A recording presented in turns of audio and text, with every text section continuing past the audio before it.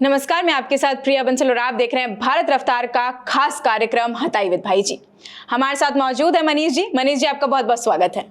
धन्यवाद। मनीष जी, शुरुआत इसी से करते हैं कि आज गोविंद सिंह डोटासरा ने प्रेस कॉन्फ्रेंस की थी और आप वहां पर मौजूद भी थे। क्या कुछ वहां पर हुआ, क्या कुछ खास देखने को मिला? देखिए जी, आज पहले तो जो देख रहे हैं उनको बता दें, जो सब्सक्राइबर हैं हमारे, कि आज राजस्थानी में नहीं हिंदी में, क्योंकि जो भाई जी हमारे साथ जुड़ते हैं वो नहीं है और उनकी तबीयत थोड़ी नासाज है, तो आज हमारे साथ प्रिया जी जुड़ी है। तो आपने सवाल किया था गोविंद सिंह डोटासरा को लेकर। गोविंद सिंह डोटासरा ने प्रेस वार्ता की थी कांग्रेस वार रूम में और वहां पर मैं खुद मौजूद था। जी, गोविंद सिंह डोटासरा फटकार लगाने के लिए माने जाते हैं, माहिर है फटकार लगाने में। तो वहां पर उन्होंने भाजपा पार्टी को जमकर घेरा था। ओपीएस को लेकर उन्होंने बड़ी बात कही थी कि जो केंद्र सरकार है वो कर्मचारी है, सरकारी कर्मचारी, उनको लेकर गंभीरता के साथ कुछ निर्णय नहीं कर पा रही है हमारी सरकार में। ओपीएस हमने ओपीएस जारी किया था, ओल्ड पेंशन स्कीम, और कर्मचारियों को लाभ पहुंचाया था, लेकिन केंद्र सरकार और राज्य सरकार इस पर कुछ भी अभी तक क्या कुछ निर्णय होगा ये साफ नहीं कर पाई है। गोविंद सिंह डोटासरा ने एक ये भी कहा कि हम अभी बैठकें कर रहे हैं और कांग्रेस पार्टी जो कार्यकर्ता है, खासकर जो सीट अभी खाली है जहां उपचुनाव होने हैं, कार्यकर्ता आ रहे हैं, वहां के कार्यकर्ता मौजूद है। इसके साथ ही गोविंद सिंह डोटासरा ने एक बात ये भी कही कि जहां उपचुनाव होने हैं, जिन सीटों पर उपचुनाव होने हैं, वहां पर कांग्रेस पार्टी तैयारियों में जुट चुकी है। देवली उनियारा को लेकर बैठक हो चुकी थी जहां से नवनिर्वाचित सांसद हरीश चंद्र मीणा भी थे और वहां पे एक बात चली कि किसको उम्मीदवार बनाया जाना चाहिए, कौन हो सकता है मजबूत उम्मीदवार, जिता उम्मीदवार, इसको लेकर बातचीत हुई थी। और आज यानी कि आज कांग्रेस पार्टी के प्रदेश अध्यक्ष गोविंद सिंह डोटासरा ने खींवसर के जो नेता थे कांग्रेस के, वो आए हुए थे। मनीष मिर्धा, जो मिर्धा फैमिली से आते हैं, ज्योति मिर्धा के खिलाफ प्रचार कर रहे थे हनुमान बेनीवाल के साथ मिलकर, वो वहां मौजूद थे। और हरेंद्र मिर्धा जो कि नागौर से विधायक है, वो भी वहां मौजूद थे। वहां पर क्या कुछ बातें हुई होगी और वहां पे मैंने गोविंद सिंह डोटासरा से सवाल किया था कि आप लोकसभा की तर्ज पर क्या गठबंधन करोगे क्षेत्रीय पार्टियों के साथ, यानी कि आरएलपी और बीएपी के साथ। जैसा कि आपको पता है, डूंगरपुर बांसवाड़ा से राजकुमार रोध सांसद बने हैं, वहां पे समर्थन दिया था कांग्रेस पार्टी ने राजकुमार रोध को और वहां से वो भारी मतों से जीतकर लोकसभा पहुंचे थे। कुछ ऐसा ही हमें देखने को मिला नागौर की सीट पर। हनुमान बेनीवाल जीते थे और वहां पे कांग्रेस पार्टी ने एक साथ दिया था हनुमान बेनीवाल का। तो गोविंद सिंह डोटासरा ने साफ कर दिया कि अभी हम जो 6 सीटें हैं वहां पर हमारे खुद के उम्मीदवार कौन होंगे वही हम तय करेंगे। यानी कि एक संकेत माना गया कि कांग्रेस पार्टी इस बार के विधानसभा चुनाव में, यानी कि जो 6 सीटें खाली है वहां के चुनाव में, क्षेत्रीय पार्टियों को साथ लेगी नहीं लेगी, इस पर गोविंद सिंह डोटासरा ने कह दिया है कि नहीं लेगी हाल फिलहाल तक। और जो फैसला होगा वो तो आलाकमान करता है। ये फैसला तो कांग्रेस की तरफ से हो गया। बात करें अपन आरएलपी और बीएपी की, तो क्या उनकी तरफ से कुछ आ रहा है कि वो लोग गठबंधन कर सकते हैं कांग्रेस के साथ? वो चाहेंगे कि गठबंधन हो, क्योंकि भाजपा पार्टी को फायदा मिल जाएगा अगर त्रिकोणीय मुकाबला होता है। यानी कि भाजपा, कांग्रेस और क्षेत्रीय पार्टियों के उम्मीदवार होते हैं तो नुकसान होगा क्षेत्रीय नेताओं को। अगर आप मान लीजिए कि हनुमान बेनीवाल को साथ नहीं मिलता कांग्रेस का, तो जीत थोड़ा पाते। ज्योति मिर्धा वहां से चुनाव निकाल देती नागौर से, लेकिन वो कुछ मैं गलत नहीं हूं तो 35-40 हजार के मार्जिन से चुनाव हारी थी। और 35-40 हजार एक लोकसभा सीट पर आंकड़ा ज्यादा नहीं है और मजबूत नजर आ रहे थे हनुमान बेनीवाल, क्योंकि कांग्रेस का साथ था। कांग्रेस के तमाम जो विधायक थे, 4-5 विधायक थे, वो साथ में थे, हनुमान बेनीवाल के प्रचार कर रहे थे, कार्यकर्ता साथ थे और ज्योति मिर्धा अकेले चुनाव लड़ रही थी। तो हनुमान बेनीवाल को नुकसान होता, वो हार जाते चुनाव अगर गठबंधन नहीं होता, मुझे ये लग रहा है। लेकिन गठबंधन हुआ, हनुमान बेनीवाल को फायदा पहुंचा। और हनुमान बेनीवाल को आपने सुना होगा किस प्रकार से एक बयान आया था जब वो सांसद बने थे कि दिल्ली में बैठक हो रही है कांग्रेस की और मुझे बुलाया नहीं जा रहा है, मेरा अपमान किया जा रहा है, मेरी वजह से कांग्रेस पार्टी को 20 लाख वोट मिले हैं। हमने इंटरव्यू भी किया था, एक बड़ा दावा कर रहे थे कि 20 लाख वोट मेरी वजह से कांग्रेस को मिले हैं और इतने सांसद जीत के आए हैं, मेरी वजह से जीत के आए हैं। अगर मेरा और ये फायदा ले पाते तो और सीटें कांग्रेस पार्टी के खाते में आती, लेकिन कांग्रेस पार्टी ने मेरी पीठ पर छुरा घोंपा है, मुझे धोखा दिया है। मेरा एक उम्मीदवार तोड़ के ले गए, उम्मीदवार बेनीवाल को तोड़ के ले गए कांग्रेस में और वहां से वो सांसद बन गया है। वो आरएलपी का सांसद मानता हूं मैं। कई मीडिया चैनल को ये इंटरव्यू में आप सुन सकते हैं उनको। वहीं बात करते हैं हम भाजपा की, तो भाजपा में कौन उम्मीदवार होगा खींवसर में, क्योंकि खींवसर हनुमान बेनीवाल का गृह क्षेत्र है, वहां से वो खुद आते हैं, कई बार विधायक रह चुके हैं। तो वहां पे अगर हनुमान बेनीवाल को चुनौती देनी है तो भाजपा चाहेगी कि गठबंधन ना हो, कांग्रेस पार्टी का उम्मीदवार हो, हनुमान बेनीवाल की पार्टी का उम्मीदवार हो और भाजपा का उम्मीदवार हो, तो त्रिकोणीय मुकाबला होगा और नो डाउट भाजपा वहां पर मजबूत नजर आ सकती है। लगातार बात करें हनुमान बेनीवाल की, तो उन्हीं पर ही अगला प्रश्न मैं आपसे जानना चाहूंगी कि हनुमान बेनीवाल जो हैं भाजपा पर आरोप प्रत्यारोप का खेल खेलते ही रहते हैं। तो अभी के वक्त में हनुमान बेनीवाल ने एक बयान भी दिया था कि जो बीजेपी है वो 5 जगहों पे है, 5 जगहों से खेलती है, अपन ये बोल सकते हैं। तो उस पर आपका क्या कहना है? उन्होंने ऐसा कहा था, बीते दिन कहा था, जब एक SMS के मोर्चे के बाहर विरोध प्रदर्शन किया जा रहा था, जो हेड कांस्टेबल था बाबूलाल बेरवा वहां पहुंचे थे, वो काफी लेट पहुंचे थे। उन्होंने ट्वीट कर जानकारी दी थी कि मैं 1 बजे 1:30 बजे पहुंच जाऊंगा, लेकिन 4:30-5 बजे पहुंचे थे। तो वहां पे हनुमान बेनीवाल ने अपनी बात पूरी की थी मीडिया कर्मियों के सामने, लेकिन बाद में जाते हुए वापस मुड़े, फिर आए, फिर कहा कि आपको पता है भजनलाल सरकार कितने लोग चला रहे हैं, कितने नेता चला रहे हैं। दिल्ली में 2 लोग चला रहे हैं भाजपा की सरकार, राजस्थान में PM मोदी और गृह मंत्री अमित शाह। इसके साथ जो एक कोटा के नेता है यानी कि ओम बिरला की तरफ उनका इशारा था, वो चला रहे हैं, और एक संघ चला रहा है, और एक और नेता का नाम नहीं लिया, लेकिन मुझे लग रहा है कि एक दिग्गज नेता का नाम उन्होंने नहीं लिया, लेकिन इशारा जो है वो माना जा रहा है, जो पूर्व में CM रह चुकी है राजस्थान में भाजपा की तरफ से, आप समझ गए होंगे, तो उनकी तरफ माना गया इशारा।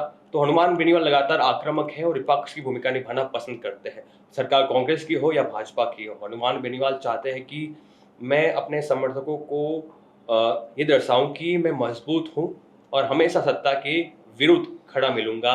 कोई भी मुद्दा हो, कोई भी विषय हो, तो मैं हमेशा अपनी आवाज बुलंद करूंगा और आपके साथ यानी कि जनता के साथ मौजूद रहूंगा। ये हनुमान बेनीवाल चाहते हैं और फायदा भी होता है हनुमान बेनीवाल को। जी, बीजेपी के नए प्रभारी जो हैं वो लगातार चर्चा का विषय बने रहते हैं, सुर्खियों में रहते हैं, क्योंकि उनकी बयानबाजी जो आती रहती है बार बार कुछ ऐसी होती हैं कि वो चर्चा का विषय बन ही जाती हैं। तो क्या कहना है? देखो, जब मीडिया के सामने आए हैं प्रभारी राधा मोहन दास, तब राजस्थान में एक बखेड़ा शुरू हो गया था। अभी हाल ही में सचिन पायलट और अशोक गहलोत को लेकर भी उनके बयान आए थे। इससे पहले चले तो उन्होंने एक बयान दिया था राजेंद्र राठौड़ को लेकर। 7 बार विधायक रह चुके हैं, तो नेता प्रतिपक्ष रह चुके हैं पूर्ववर्ती सरकार में विधानसभा के अंदर, तो उनको लेकर कहा था कि राजेंद्र राठौड़ कहाँ चले गए, अभी तो यहीं थे, देखिए मैं सब नजर रखता हूँ। इस बार ने मुझे पता लगा कि कौन सा नेता कहाँ है, अटेंडेंस लग गई उनकी भी। इसको हाथों हाथ मामले को तुल दे दिया गोविंद सिंह डोटासरा ने, जब एक प्रदर्शन में कांग्रेस पार्टी जो हिंडनबर्ग की रिपोर्ट आई थी अडानी को लेकर, वहां एक जांच करवाना चाह रहे थे, JCP की द्वारा कह रहे थे कि जांच हो। आपको ये भी बता दूं कि जब JCP की जांच हुई है तब सरकार के खिलाफ हुई है, तब सरकार वापस रिपीट नहीं हुई है, ये एक अलग बात है। खैर, तो गोविंद सिंह डोटासरा ने इसको एक अलग आग में चिंगारी डालने का काम किया है। हाँ, बिल्कुल, मतलब चिंगारी से और ज्यादा आग लगाने का काम किया है। उन्होंने कहा था कि राजेंद्र राठौड़ हल्का नेता है क्या, 7 बार विधायक रहे हैं, आप उनका अपमान कर रहे हो, नेता प्रतिपक्ष रहे हैं हमारी सरकार में। राजेंद्र राठौड़ ऐसा नेता नहीं है जो आपके घुटनों के बल बैठ जाएगा और आपके सामने चुपचाप रह जाएगा। राजेंद्र राठौड़ बड़ा लीडर है, बड़ा नेता है, आपसी फूट डालने की कोशिश भी बोल सकते हैं। हालांकि गोविंद सिंह डोटासरा और राजेंद्र राठौड़ में मनमुटाव है, सोशल मीडिया पर अक्सर दोनों ही नेता आपस में आरोप प्रत्यारोप करते रहते हैं, और वहीं गोविंद सिंह डोटासरा अब फेवर ले रहे राजेंद्र राठौड़ का, तो उन्होंने चिंगारी लगाई है, और चिंगारी ऐसी लगी कि सोशल मीडिया प्लेटफॉर्म पर, X पर घमासान मच गया और ट्रेंड में आ गए राजेंद्र राठौड़, और एक जो समर्थक थे वो भी विरोध कर रहे थे। करनी सेना कल और परसों विरोध कर रही है, जो प्रभारी है राधा मोहन दास का, कि हमारे नेता को लेकर आप ऐसा कैसे सकते हो। हालांकि राजेंद्र राठौड़ ने ट्वीट किया कि भाजपा है तो हम हैं, संगठन एकजुट होकर काम करे, मजबूत है। हाँ, बिल्कुल। और जो लोग ऐसी बातें फैला रहे हैं वो गलत है, भ्रमित कर रहे हैं, लेकिन ऐसा कुछ नहीं है। उसके बाद उन्होंने बयान दिया था, वो पहुंचे थे देवली उनियारा के आसपास, टोंक पहुंचे थे, तो वहां पहुंचकर उन्होंने सचिन पायलट को लेकर एक बयान दे दिया। बिल्कुल, एक चैनल से बातचीत की, उन्होंने कहा कि सचिन पायलट का दौर था, अब नहीं है, और अशोक गहलोत भी बीमार है। तो सचिन पायलट समर्थक भड़क गए, खासकर अभी जो युवा कांग्रेस है वो भड़की हुई है और विरोध कर रही है। आज भी विरोध किया भाजपा कार्यालय के बाहर, तस्वीर देखी होगी आपने, वहां पहुंचकर जो स्याही फेंक रहे हैं उनके पोस्टर पर। क्रियाकलाप का उन्होंने एक बयान दिया था कि उनका क्रियाकलाप कर दिया जाएगा अशोक गहलोत का, अगर आपको पता हो तो। जो भी हो, गोविंद डोटासरा ने भी वो भी जिक्र किया कि आज प्रेस कॉन्फ्रेंस में कि किस प्रकार से ये नेता कह रहे हैं ये जैसे पूंछ में आग लगाकर हनुमान जी ने पूरी लंका जला दी थी, कुछ वैसा ही उन्होंने बता दिया राधा मोहन दास को कि ये भाजपा में आग लगाने का काम कर रहे हैं। बिल्कुल, यानी कि भाजपा को नुकसान खुद पहुंचा रहे हैं, खुद आए हैं भाजपा को नुकसान पहुंचाने के लिए। हम तो बैठे बैठाए चुपचाप हैं और ये अपने आप लड़ेंगे और उनको नुकसान होगा, हमें तो फायदा होगा। अब फटकारे लगाते हैं गोविंद डोटासरा, कोई नई बात नहीं है। अब इनके फटकारे कितने लगते हैं, कितने चलते हैं, वो तो अब 6 उपचुनाव होने वाले हैं, उपचुनाव होने वाले हैं, तो वहां पर पता लग ही जाएगा। लेकिन नो डाउट गोविंद डोटासरा ने अपने आप को प्रूव किया है और 11 सीटें कांग्रेस पार्टी खुद और सहयोगी दलों के साथ मिलकर जीत कर आई है। बात करें प्रूफ करने की, तो बात करते हैं भजनलाल की। हमारे सीएम भजनलाल शर्मा इस बार लोकसभा चुनाव हुए, 11 सीटें बीजेपी ने गंवा दी। काफी बड़ा आंकड़ा है, क्योंकि पिछले 2 बार से हम देखते हैं 25 की 25 सीटें बीजेपी जीत रही है। बिल्कुल सूखा था, अभी कह सकते हैं कि पानी आ गया है उनके सूखे में। तो अभी इस वक्त जब 11 सीटें हार गई बीजेपी, अब प्रूफ करना जरूरी है भजनलाल शर्मा को। उपचुनाव आ रहे हैं, काफी नजदीक है, अक्टूबर में लगभग डेट्स भी आ जाएंगी और चुनाव भी हो जाएंगे। प्रूफ करना जरूरी है अपने आप को भी, और साथ में जो नए प्रभारी आए हैं उन सबको, सभी कोई लोगों को, बीजेपी को एक तरीके से हम पूर्ण रूप से कह सकते हैं कि प्रूफ करना है। फूट पड़ी हुई है भाजपा के नेताओं में अंदर खाने। एक नेता चाहता है कि कैसे कद इसका बढ़ रहा है, हमें पसंद नहीं है, हमसे बड़ा नेता थोड़ी ना है, ये भाजपा में चल रहा है और भाजपा में जब तक ये चलेगा नुकसान होता रहेगा। देखिए भाजपा में अब मुख्यमंत्री पर पूरा दारोमदार रहेगा, क्योंकि 6 सीटों पे चुनाव है, मुख्यमंत्री की जिम्मेदारी होती है। नए प्रदेश अध्यक्ष के तौर पर मदन राठौड़ को भले ही जिम्मेदारी मिली है, लेकिन मुख्यमंत्री की भी जिम्मेदारी होती है, क्योंकि आपने देखा होगा मुख्यमंत्री खुद काम करता है प्रचार प्रसार का। अशोक गहलोत हो, वसुंधरा राजे हो, लगातार अपने चेहरे पर स्टार प्रचारकों के रूप में आगे रहते हैं, काम करते हैं, बिल्कुल बिल्कुल के तौर पे काम करते हैं, बड़ा चेहरा बन जाते हैं। लेकिन भजनलाल शर्मा नए हैं, पहली बार विधायक बने हैं, मुख्यमंत्री बन गए। इन्होंने कभी सोचा ही नहीं होगा कि मुख्यमंत्री बना देगी भाजपा आलाकमान मुझे, लेकिन बना दिया है। और एक थोड़ा पीछे चलते हैं, जब विधानसभा चुनाव होने थे 2023 में, तब भाजपा पार्टी ने किसी के चेहरे पर चुनाव नहीं लड़ा। आमतौर पे पहले जब होता था तब वो वसुंधरा राजे आगे रहती थी, फ्रंट फुट पे खेलती थी, लेकिन वो भी प्रचार करने नहीं गई, देखी भी नहीं गई रैलियों में, सभाओं में संबोधित करते हुए। अगर करती तो भाजपा को नो डाउट फायदा होता, लेकिन महारानी भी नाराज थी।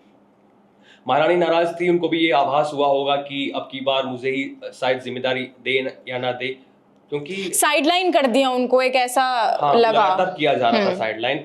जब आपने देखा होगा कि थोड़ा और पीछे चलते, आपने और अच्छा याद दिलाया कि जब मोदी बैठे हुए थे, एक सभा थी अजमेर में थी या कहाँ थी, वहां पे मोदी के साथ राजे बैठी हुई थी, नजरें नहीं मिला रहे थे। वीडियो खूब वायरल हुए, नजरें नहीं मिला रहे थे। वो साफ सियासी गलियारों में मैसेज गया कि सब कुछ ठीक नहीं है और मोदी नहीं चाहेंगे कि राजे को कमान सौंपी जाए राजस्थान की।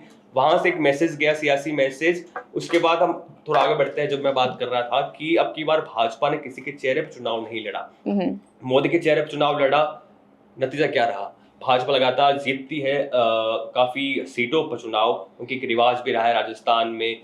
30 साल हो जाएंगे अब की बार कि एक बार भाजपा एक बार कांग्रेस। तो कांग्रेस पार्टी जब जाती है सत्ता से, बेदखल होती है, तो सीटें काफी कम हो जाती है। लेकिन अब की बार देखिए, मोदी के चेहरे पे था, कांग्रेस ने अपनी योजनाओं के दम पर चुनाव लड़ा, महंगाई राहत शिविर लगाए थे गुलाबी कलर के, आपके याद होंगे, पूरे राजस्थान में लग गए थे, गाँव ढाणी में। और वो तो अभी जो इसमें राशन मिलता था, वो तो अभी हर राशन किट, तो अभी अपने ऑफिस में काम करके आता है, वो भी अपने साथ वो कैरी करके लेके आता है। खैर, तो 115 सीटें भाजपा ने जीती, इतना अच्छा आंकड़ा नहीं था, लेकिन मोदी खुश हो गए कि चलो ठीक है जीते हैं। लेकिन वो इतने भी खुश नहीं हुए कि यार क्या हो गया, ये इतनी सीटें मतलब जितनी एक्सपेक्ट की थी उतनी नहीं आई। तो सर खामियाजा ये रहा कि लोकसभा चुनाव में झेलना पड़ा। लोकसभा में तो भाजपा ने और कॉन्फिडेंस मान लो बिल्कुल कि उनको लग रहा था कि मोदी के चेहरे पर हो जाएगा, लेकिन जिस तरीके से राहुल कस्बा का टिकट कटा, जाट नाराज हो गए, कांग्रेस ने भरपूर फायदा उठाया, हनुमान बेनीवाल को साथ ले लिया, सीपीआईएम को साथ ले लिया, सीकर में रोध को साथ ले लिया, तो ये सब खामियाजा भुगतना पड़ा भाजपा को। अब ये देखेंगे कि भाजपा पार्टी के नए मुख्यमंत्री या फिर नए प्रदेश अध्यक्ष, नए प्रभारी, जो अभी काफी सुर्खियों में, आपने भी सवाल पूछा था कि लगातार सुर्खियों में है, वो अपने आप को साबित कर पाते हैं या फिर नहीं। क्योंकि कांग्रेस में अक्सर ये होता है कि जो प्रभारी आता है, जो इंचार्ज जिनको बनाया जाता है, सौंपा जाता है, उनके साथ टैग लग जाता है। अजय माकन थे, सचिन पायलट के करीबी थे, अभी रंधावा है, वो गहलोत करीबी है, डोटासरा करीबी है। तो भाजपा में तो करीबी नहीं है, लेकिन सबको एक साथ रखने के चक्कर में ऐसे बयान दे बैठे हैं कि वो खुद के पैर पे कुल्हाड़ी मार दिए तरीके से, मान लीजिए आप। वो लगातार सुर्खियों में है, देखते क्या कुछ होता है, लेकिन जिम्मेदारी नए नेताओं पर रहेगी कि कैसे अपने आप को साबित कर पाते हैं। क्योंकि भाजपा ने एक नया रूप देने की कोशिश की है संगठन को। नए नेता के तौर पे भजनलाल को जिम्मेदारी दी, प्रदेश अध्यक्ष के तौर पर राठौड़ को जिम्मेदारी दी, प्रभारी के तौर पर यूपी से आने वाले राधा मोहन दास को जिम्मेदारी दी। अपने आप को कैसे साबित कर पाएंगे, वो देखने वाली बात होगी। और जातिगत समीकरण किस प्रकार से बैठते हैं, वो भी देखने। नए चेहरों पर भी दाव खेल सकती है क्या बीजेपी? नए चेहरों पर दाव खेल सकती है, भाजपा खेल सकती है, कांग्रेस नहीं खेल सकती।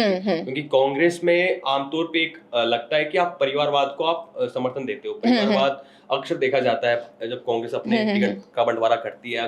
हालांकि वो दावा करती है कि हम नए नेताओं को जिम्मेदारी देते हैं, युवाओं को जिम्मेदारी देते हैं, लेकिन अक्सर वो भी किसी ना किसी खेमे के होते हैं, गुट के होते हैं, और किसी बड़े राजनेता के बेटे या बेटी होते हैं।